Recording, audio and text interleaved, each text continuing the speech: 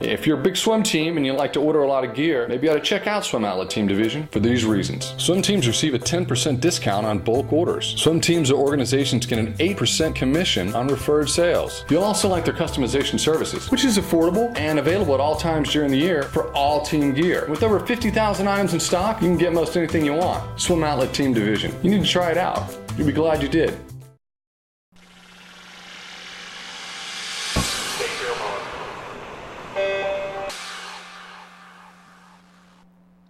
This is the Morning Swim Show for Wednesday, March 19th, 2014. I'm your host, Jeff Commings. The NCAA Women's Division I Swimming and Diving Championships begins tomorrow morning in Minneapolis, and it's going to be an exciting meet all around. On yesterday's show, we talked about some of the individual events to watch for, and today we'll talk about relays and that ever-important battle for the team trophy. Joining me for this preview is Swimming World contributor David Rieder, who joins me now in the Finis Monitor from Charleston, North Carolina. David, good to see you again. How are you?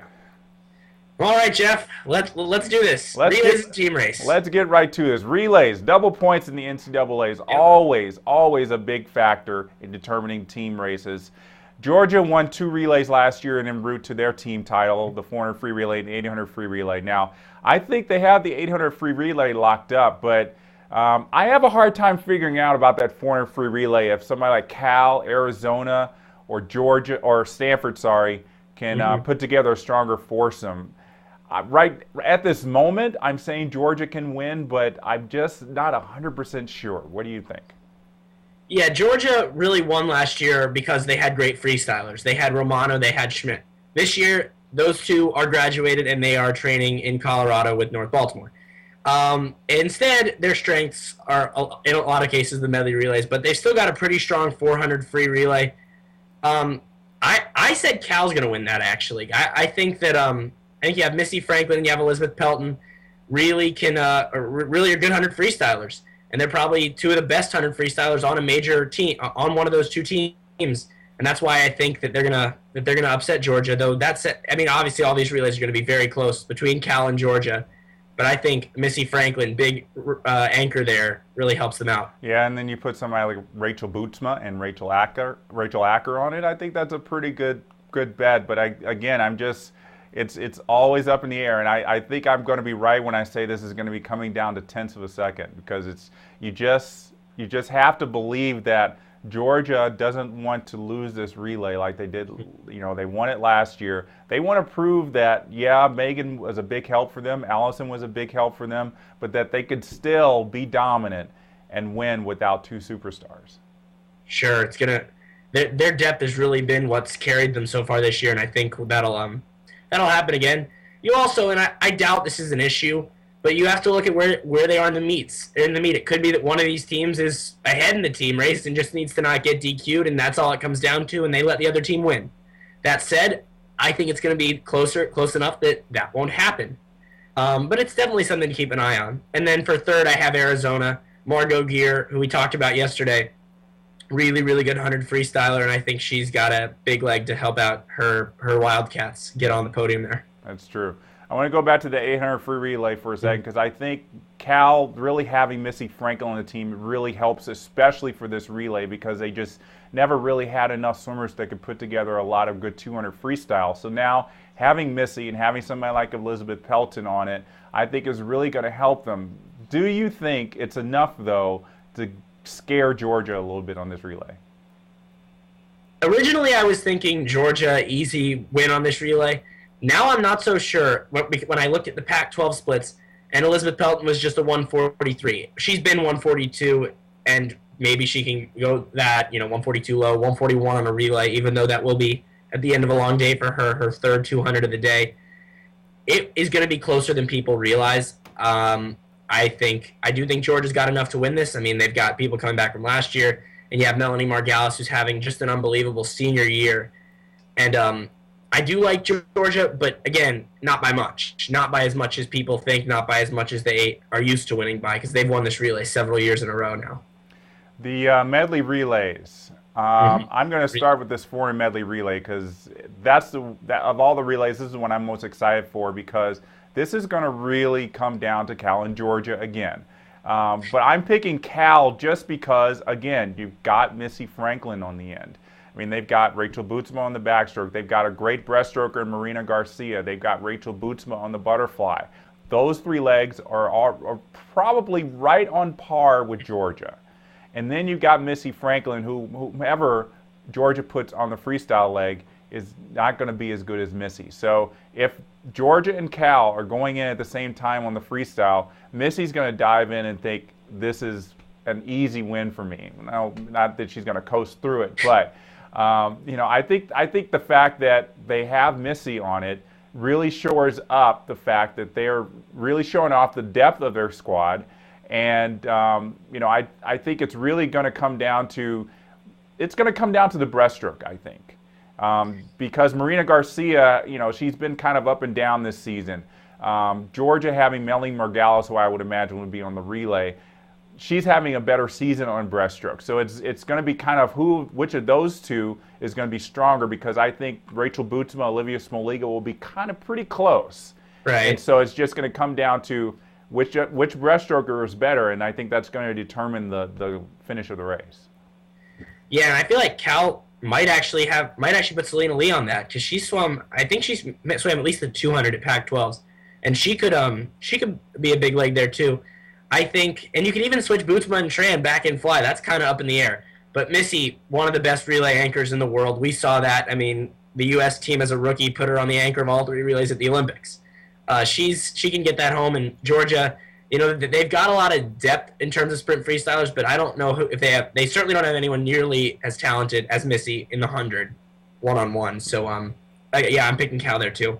Okay. And also, I want to throw out Stanford, another really good medley relay team, and they're going to have a really good back half. Assuming Felicia Lee swims fly, I think she's going to have a great meet, and she could be a big leg on the fly, and then Leah Neal on the free.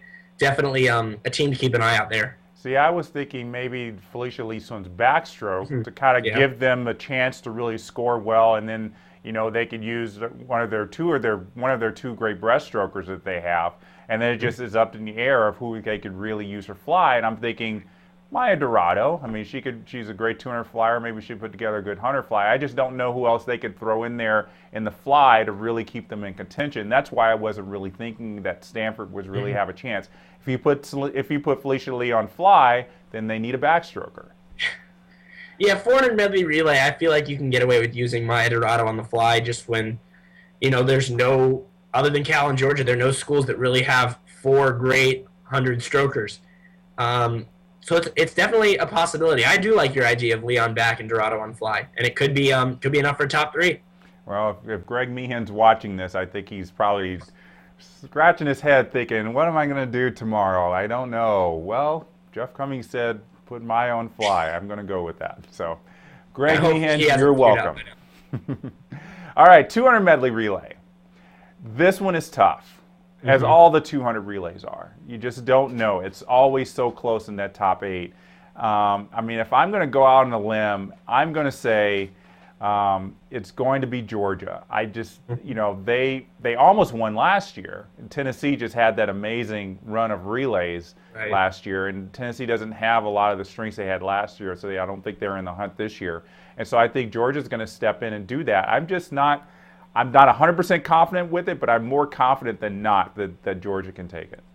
I'm not confident in any of these relay picks, it feels like. I actually like Georgia, and here's one reason why it might be a really good pick. You've got Rachel Bootsma and Cindy Tran, who are the keys to Cal if they want to have a chance in this. Well, both of them are swimming the 100 fly and the 100 backstroke on that day. And I don't think they'd be on the 800 free relay, but it's possible that Terry McKeever might say, you know what, let's not worry about this relay. Let's focus on the 200 free relay and not have our studs swim the 200 medley. And that might be enough for Georgia. I can't imagine they completely forget about it, but it might be enough to say, hey, well, let's have Missy swim the 200 free instead of the 200 medley, because there's no point in ruining the nights that Rachel and Cindy could have. Well, think of it this way. I don't think they put Missy on the 200 medley because, I mean, she's got the 200 medley, she's got the 200 free, and then she's got the 800 free relay. That's really tough. I think if you put Rachel and Cindy on the 200 medley relay. It's just the 50. It warms them up because I'm sure they're going to do the 100 fly a little bit later. It's not the next event, so they have a little bit of time. Right.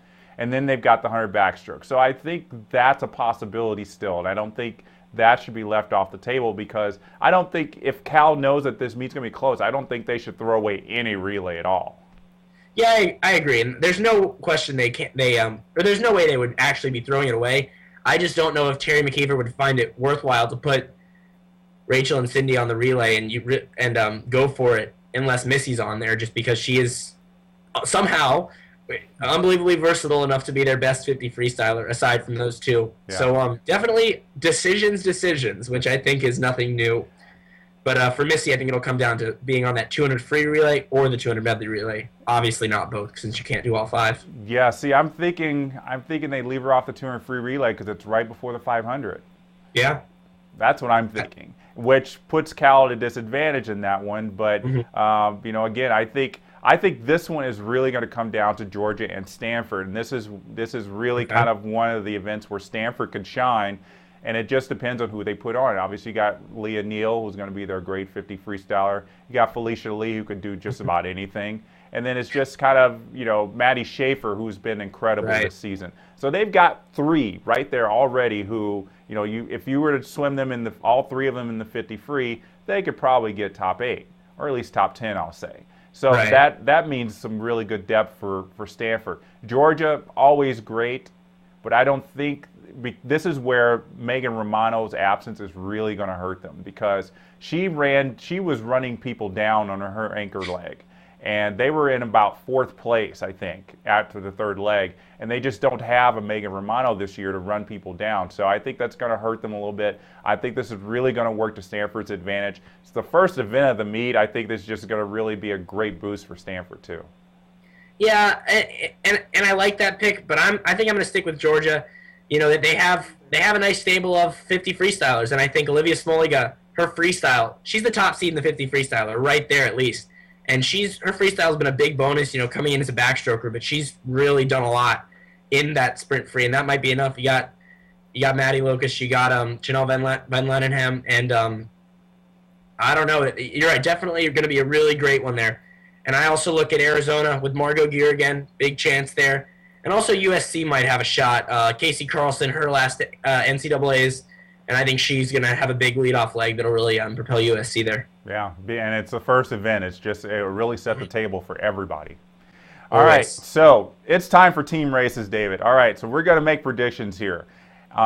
In the March issue of Swimming World Magazine, I picked Cal to win, and I'm going to stick to that. All right. If you score out the psych sheets, Georgia's winning, but this is why they swim. They all have to swim. The points are all going to be shuffled around. Nothing that you see on the psych sheet makes any difference when you get everybody in the water, and I think that's where Cal is going to shine, and I think we're really going to be in for, again, a great tight race, but in the end, I think Cal's got it. I'm not going to give any kind of point spread, but it's going to be pretty close. I have no confidence in this prediction whatsoever.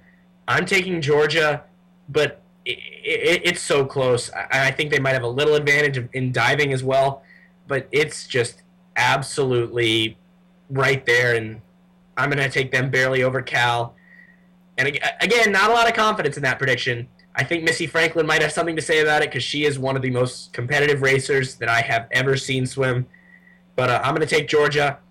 And then to finish out my top 5, I've got Stanford ahead of Texas A&M. Pretty close there, but I think Felicia Lee's going to have a big senior year.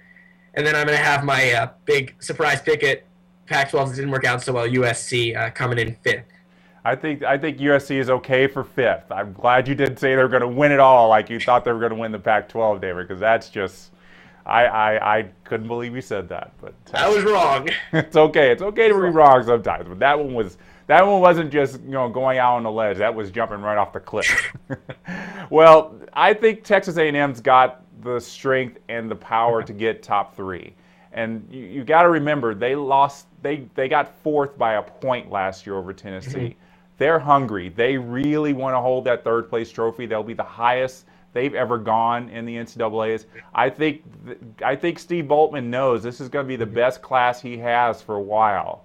So this is the best chance to be able to say this is the best we could do, and then recruit off that so that he can come back in 2, 3, 4 years and say, let's try to build on that and get second. So I think they know they've got a little more determination than Stanford. It's not to say Stanford's just going to say, oh, we're Stanford and we'll automatically get third, but you're right. Felicia Lee is going to be great. The addition of Leah Neal is going to be very helpful. But I just don't think it's going to be enough. And I think Stanford's going to get fourth. In terms of fifth, I think USC and Arizona are going to be battling it out. It just depends on how Arizona does. They had a great Texas invite, but I'm still not seeing enough from them that could say that they're going to really challenge for top 4. We'll see. It's always going to be tight, and you never really know until you see how it all shakes out. A couple relay DQs here and there can just change it all up. Yep, and just, somebody like, remember last year Camille Adams didn't make the final of 500 free.